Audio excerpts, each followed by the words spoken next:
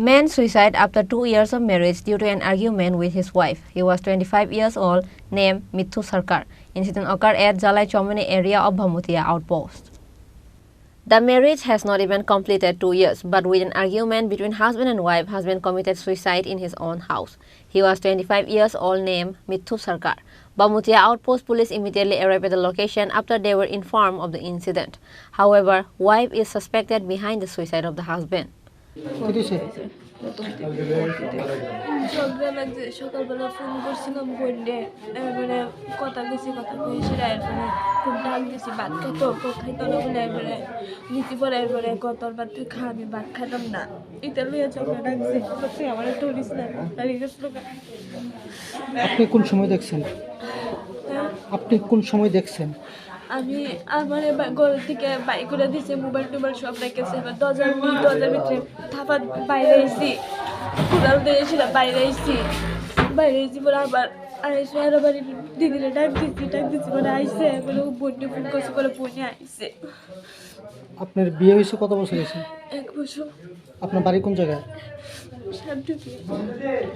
আপনি যখন সে আত্মহত্যা করে বা ফাঁসি লাগায় এই সময় বাড়িতে কে কে আসছিল?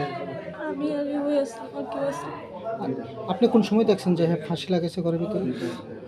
দরজা খুলছে পরে আমার কাছে ঘুমাইবো আমার ডাকাতে ফালাই দিছে এবার আবার আইসে আবার ফালাই দিছে আমার কাছে এদিকে যাই না। সন্ধ্যার আগে না পরে? সন্ধ্যার আগে। আমরা খবর পাইছি একটা খবর পাইছি এখানে বেরমুড়া স্কুলটা পার হইয়া নাম হলো নিসিংহ সরকারের ছেলে নিপুণ সরকার ছেলেটা বয়সে নিজের ঘরের মধ্যে শাড়ি দিয়া ফাঁসি অবস্থা। আমরা খবর পাইছি ঘরে লগে আইসি